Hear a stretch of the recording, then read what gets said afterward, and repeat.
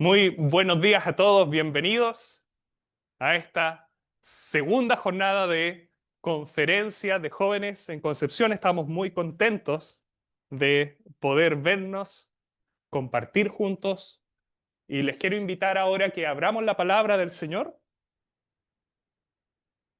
Hace un tiempo vengo meditando, pensando en la carta del apóstol Pablo a los filipenses, una carta que a veces se le ha llamado la epístola del gozo.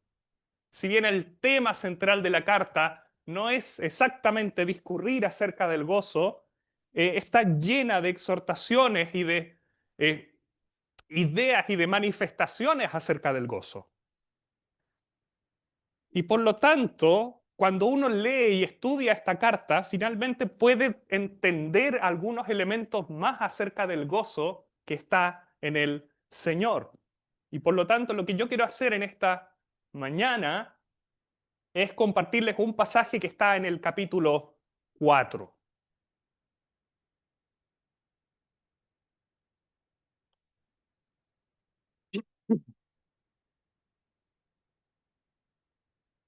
Dice así la palabra del Señor, Filipenses 4, del 4 al 7, vamos a leer.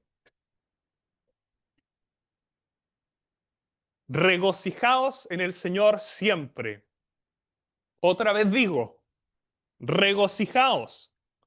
Vuestra gentileza sea conocida de todos los hombres. El Señor está cerca.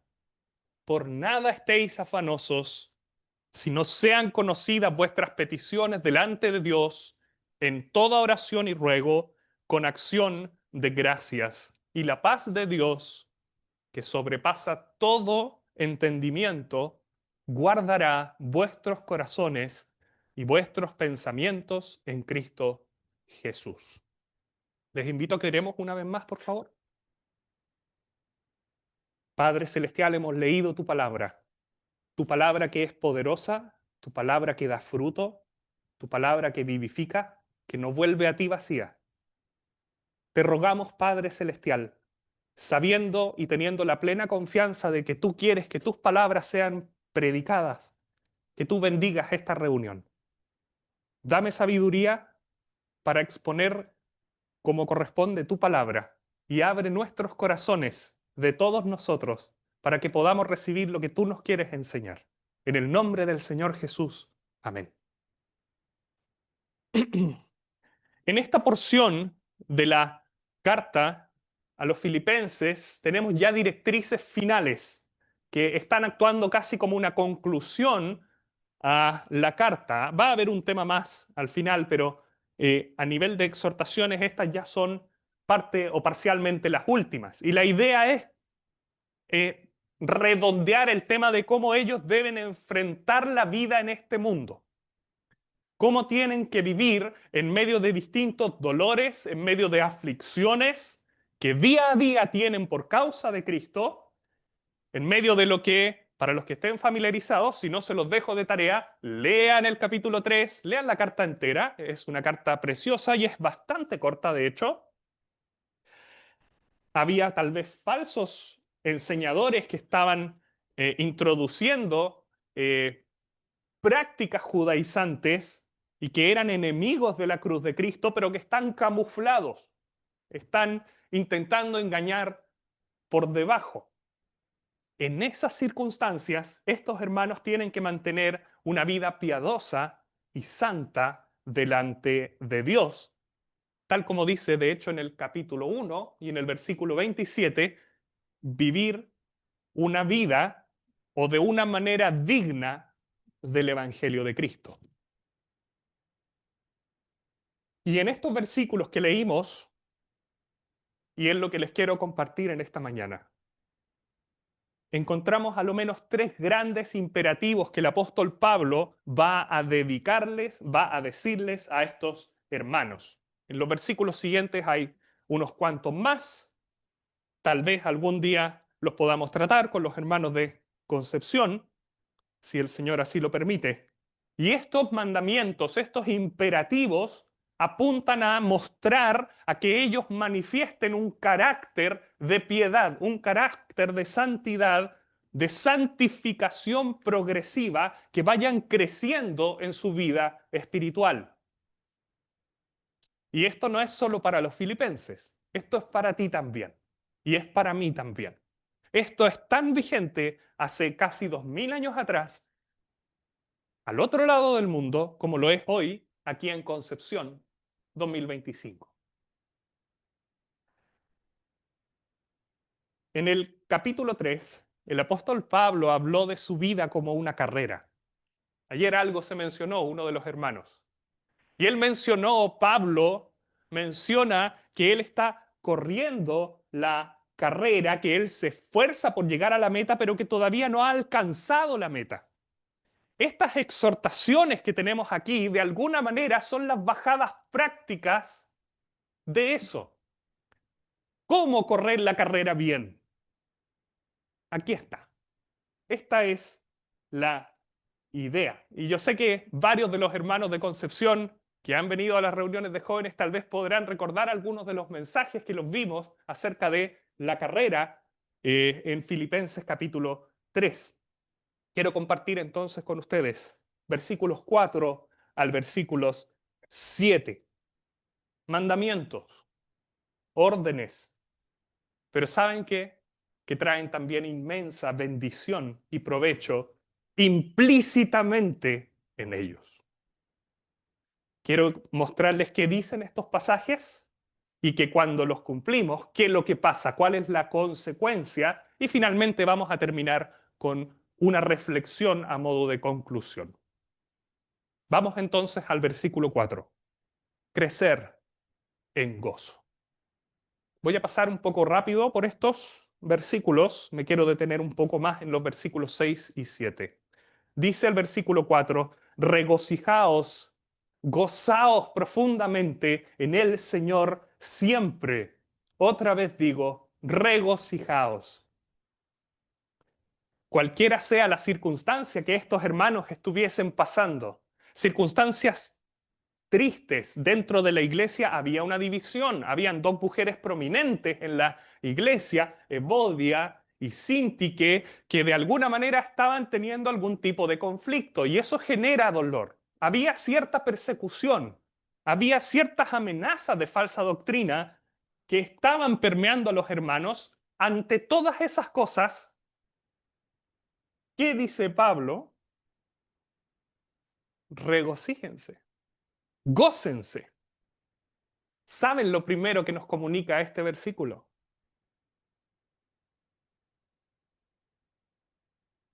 Que el regocijo que se está pidiendo aquí, cuya fuente es el Señor, que viene de Dios mismo, va mucho más arriba de las circunstancias que ellos estén pasando.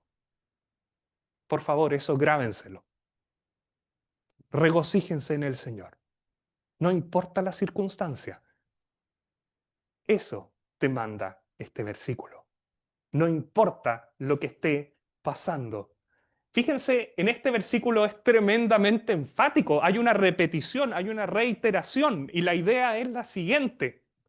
Regocíjense en el Señor y se los voy a volver a decir en el futuro. Esa es la idea.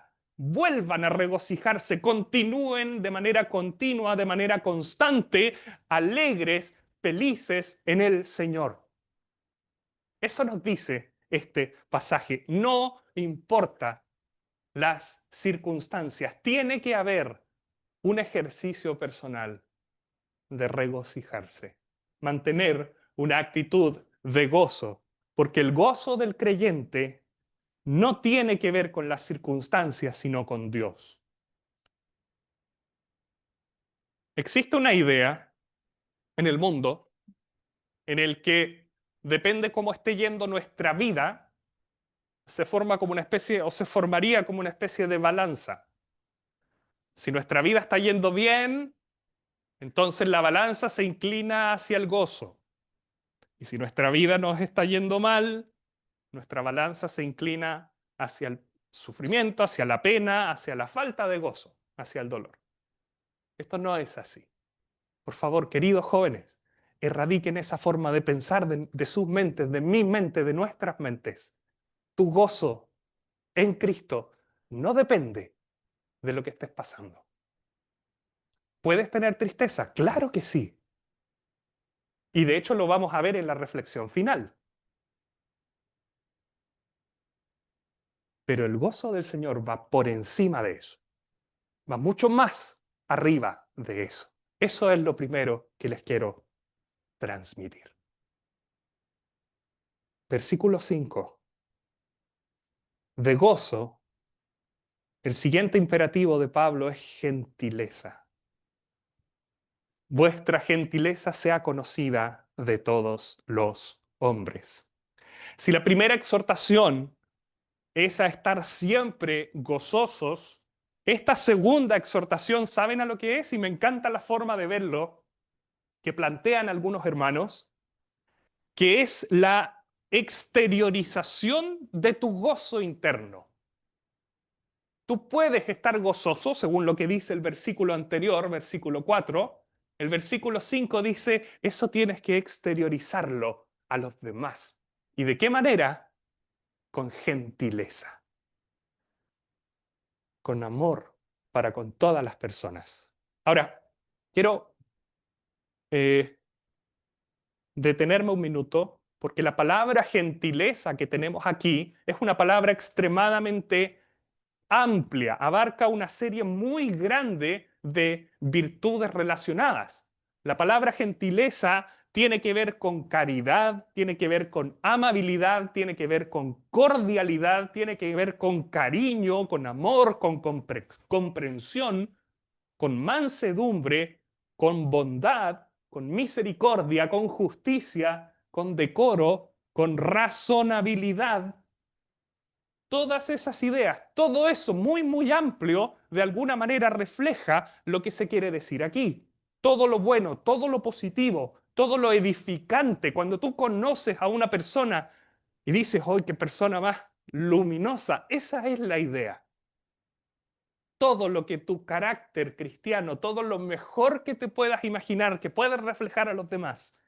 Eso es lo que dice aquí, la exteriorización de un gozo de Dios hacia los demás. Hay un hermano que menciona lo siguiente: es la condición de quienes no exigen demasiado en sus derechos personales. Es el espíritu que anima a quien está dispuesto a sufrir la injusticia cometida contra él. Se refiere a un creyente de buen carácter, gente amable, totalmente contrario al generador de contiendas. Esa es la idea de esta gentileza, gozo exteriorizado en amor, en bondad, en comprensión. Pablo nos dice que debemos siempre mantenernos en toda circunstancia y para con todos los hombres mostrando esta gentileza. Este es el carácter compasivo y misericordioso del Señor mismo, que se ve reflejado en ti, en mí. El carácter de Cristo mostrado hacia los demás. Es como, y yo sé que tal vez muchos de ustedes lo han escuchado la expresión, es el evangelio sin palabras. Hay un pasaje en Primera de Pedro que menciona que las mujeres que se convirtieron y sus esposos no eran creyentes, ellas podrían ganar a sus maridos por la conducta de sus esposas. Esa es la idea, un carácter que se muestra así. El carácter del Señor, quien cuando maldecían no respondía con maldición. Ese carácter, yo también quiero que nos preguntemos todos, ¿lo estamos mostrando? ¿Amable, misericordioso, perdonador, bueno, compasivo, bondadoso, comprensivo, cordial, cariñoso, manso, decoroso? Eso es lo que el apóstol Pablo nos dice hoy, aquí. Y saben que hay algo que es impactante. Voy a ahondar de nuevo en esto al final. Pero Pablo está sufriendo bastante cuando escribe estas cosas. está sufriendo muchísimo. ¿Y saben lo que nos pasa a nosotros cuando alguien nos afrenta, cuando alguien nos pega, cuando alguien nos trata mal? Cuando tú crees que hay una injusticia a cualquier grado, desde justicia social, como se dice al día de hoy, hasta una injusticia directa hacia ti, ¿sabes lo primero que se suele perder? Gentileza, ¿o no? O en Concepción, los que somos de acá, yo creo que en Santiago también. Si alguien te toca la bocina manejando un poquitito más, un par de segundos más de lo que es prudente, alguien se baja y le dice, hola, estimado amigo, ¿por qué me tocas la bocina? ¿Eh? Se pierde rápidamente la gentileza, ¿no? No es así para el pueblo de Dios. No es así para el creyente. No debe ser así. Cada vez que somos expuestos al fuego de la prueba, este versículo es el que más tendemos a olvidar. Pero no lo olvides, sé gentil siempre, que tu gozo interno en Cristo Jesús se manifieste externamente en toda virtud y para con toda persona. Versículo 6.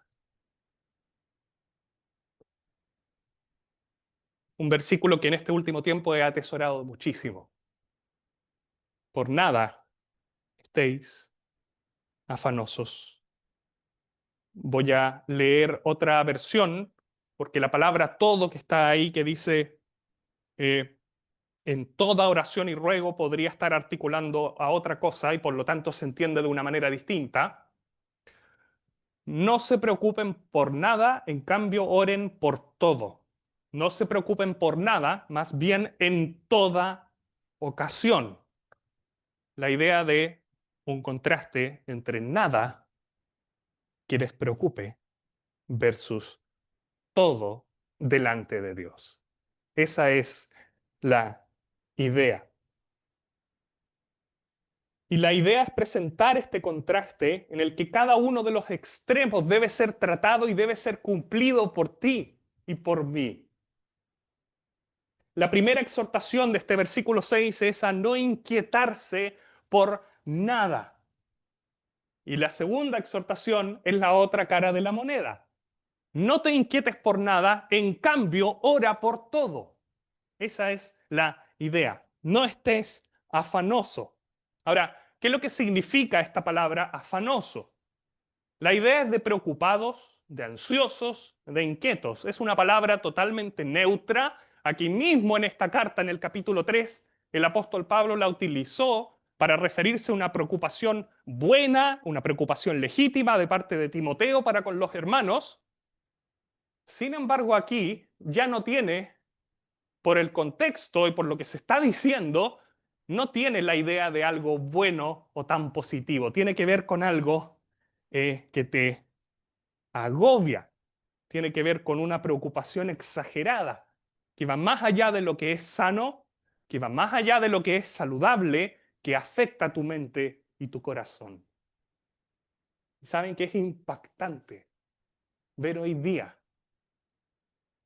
la cantidad de jóvenes y señoritas, y estoy seguro, estoy 100% seguro, con toda probabilidad, que aquí mismo hay personas que están con algún tipo de tratamiento psiquiátrico o psicológico, distintos, a distintos niveles. Es posible que algunos de ustedes estén así.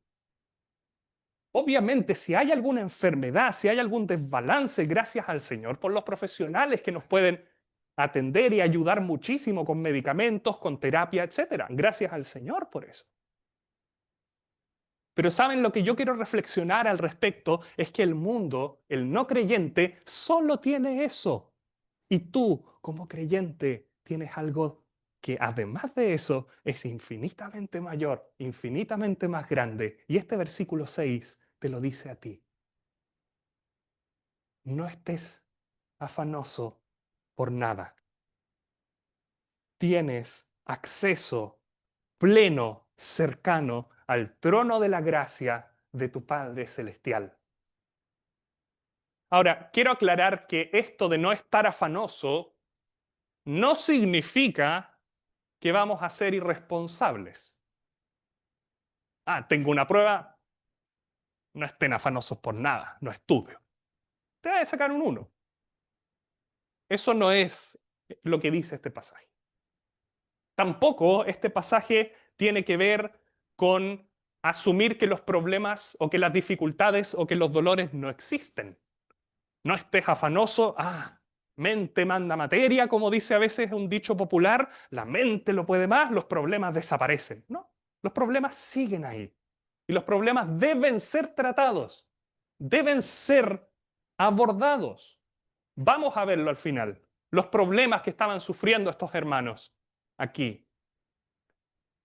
Pero sin embargo, insisto, lo que significa es que nada llegue a perturbar tus pensamientos y tus emociones a un punto de llegar a caer en la desesperanza y rendirte en la carrera. Por nada estés afanoso.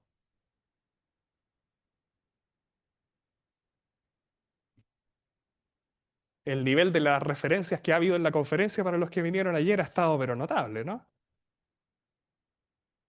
Para los que no, ayer citaron ¿a quién fue? ¿A Ricardo Arjona? Citaron al fútbol, Mazapán. Les tiro una, para seguir bajando el nivel, ¿ya? Esta idea de la ansiedad es que nada te llegue a perturbar hasta que llegues al límite de la desolación. Ahí la dejo. ¿Y cuántas preocupaciones tenemos de esas? Que a veces nos ponen al límite, que a veces nos llevan a más allá, que nos hacen estar al borde de colapsar. Lo escuchábamos ayer, por poco se deslizaron mis pasos, por poco estuve al borde de apostatar, estuve al borde de alejarme de Dios. Ansiedad, preocupación, angustia. Y lo que nos dice este pasaje es que hay un antídoto para eso. Expresa, como lo decía un hermano, no te pongas ansioso, sino que exprésale a Dios tus preocupaciones. Expresa tus preocupaciones a Dios, todas ellas delante de Dios, y usa 3 palabras: oración, ruego y peticiones. Oración y ruego podríamos de alguna manera, muy burdamente, pero juntarlas un poco, y se refieren a orar a Dios teniendo una noción clara de a quién te estás dirigiendo. No te estás dirigiendo a un amigo o a un igual, te estás dirigiendo al Dios eterno, al Todopoderoso, Santo, pero que al mismo tiempo, en Cristo Jesús, ya no es lejano, es cercano, está allí. Y por lo tanto, con una actitud de profunda reverencia, pero de cercanía, como un hijo o un padre, te puedes acercar a Él y puedes orar a Él y presentar tu carga delante de Él. Hay un hermano que lo dice así y me encanta la expresión. Él dice que esta es la actitud de una persona, de un creyente que levanta manos limpias, pero vacías, pidiendo ayuda divina. No estés afanoso. Levanta tus manos limpias, pero vacías, pidiendo ayuda. Y al final esto es exactamente lo que dice nuestro Señor. Mateo capítulo 6. Por tanto os digo, no os afanéis por vuestra vida, no os afanéis por el día de mañana, porque el día de mañana traerá su afán, porque Dios está en cuidado de ustedes. Pablo le está diciendo a estos hermanos que sus oraciones sean presentadas con reverencia, con santidad. Pero quiero enfrentarme ahora a la última palabra, que es peticiones. Versículo 6, el corazón del versículo 6, peticiones. ¿Y saben lo que significa esa palabra? Esa palabra tiene que ver con algo específico. No tiene que ver con algo genérico, Dios bendíceme, que está bien, pero es amplio, es genérico. Una petición es algo puntual. Es algo específico, es algo concreto que tú puedes ir y decirle a Dios, Dios mío, estoy nervioso porque mañana tengo una prueba, estudié y no sé cómo me va a ir. Te ruego que me ayudes. Concreto, específico. Puedes hacerlo.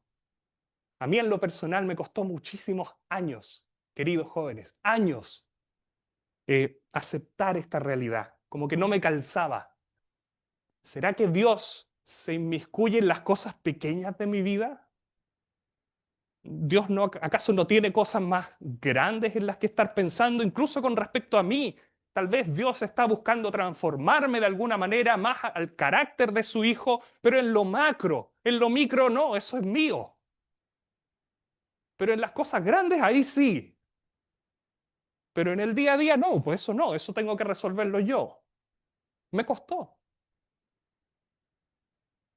¿Saben lo que me dice este pasaje?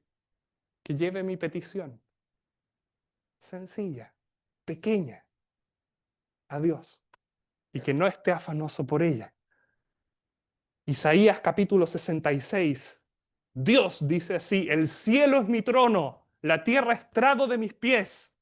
Mi mano hizo todas las cosas que se refiere ahí, todas las cosas así fueron hechas, dice Jehová, pero miraré al que es pobre y humilde de espíritu y que tiembla a mi palabra. Miraré, así de grande es tu Dios, así de grande es mi Dios, que puede y se preocupa aún de lo pequeño que te está pasando. Y nuestro Señor, por medio del apóstol Pedro, nos dice exactamente lo mismo. Humillaos pues bajo la poderosa mano de Dios, para que Él os exalte cuando fuere tiempo, echando sobre Él toda vuestra ansiedad, porque Él tiene cuidado de vosotros. Puedes llegar al trono de la gracia y decirle, Señor, me duele estar soltero, te ruego que me des una esposa. Señor, tengo una enfermedad, te ruego que me sanes. Señor, te ruego que me ayudes para soportar con paciencia burlas que me hacen en el colegio o en la universidad. Señor, tengo problemas económicos, quedé sin trabajo, etcétera. Señor, puedes hacerlo. Este pasaje te da esa libertad. Y creo que eso es lo más precioso que tenemos aquí. Él tiene cuidado de ti. El trono de la gracia está mucho más cerca de lo que nosotros a veces pensamos. Y esto nos lleva a considerar una última frase que está en este versículo con acción de gracias, con gratitud. Cuando estamos pasando por dolor y angustia, se nos olvida dar gracias. Se nos olvida agradecer por lo que Dios ya nos dio y por lo que nos dará por la fe.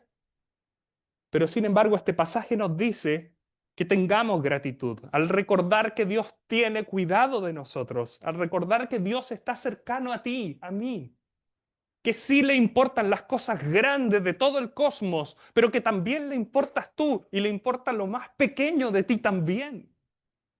Él te ha sostenido hasta ahora y por la fe puedes mirar más adelante y reconocer que te va a sostener también día a día, momento a momento. No te va a dejar, no te va a abandonar. Por lo tanto, gracias, Dios mío. Gracias, Señor. Confía en Dios, en lo que nos dice este pasaje. Y por último, versículo 7, la paz de Dios, que sobrepasa todo entendimiento, guardará vuestros corazones y pensamientos. Esta no es la paz con Dios. La paz con Dios tiene que ver con que tus pecados hayan sido perdonados.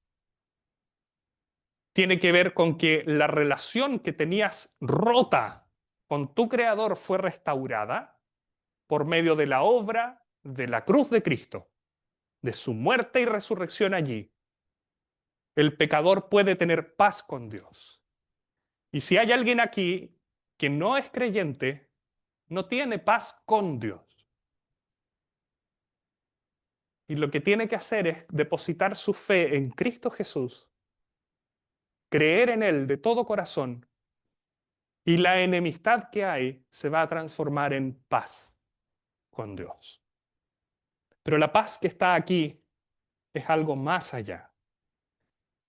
La idea de la paz de Dios tiene que ver con la tranquilidad sobrenatural que se sobrepone a cualquier circunstancia adversa. Y les pido, por favor, es tan importante como decía algún hermano que voy a tomar agua antes de decirles, aún cuando esa situación no se arregle, la tranquilidad que viene de parte de Dios, que sobrepasa cualquier circunstancia, aun si esa situación no se arregla como tú quieres. Eso es lo que nos dice. Esa es la idea de la paz de Dios. Me encanta lo que dice este versículo, que sobrepasa todo entendimiento, que es inentendible, que es muchísimo más elevada, que no es como el mundo la da, nos dijo nuestro Señor, celestial, perpetua, continua, eterna, que no es pasajera y que no está condicionada a las cosas o a las circunstancias. Y hay un término que dice guardará, vigilará. Es un término militar, es un término marcial, es un término que o se podría ocupar para referirse a un ejército o a unos centinelas, a unos vigías que rodean un campamento para protegerlo mientras las personas del centro pueden dormir tranquilos. Esa es la idea de guardará.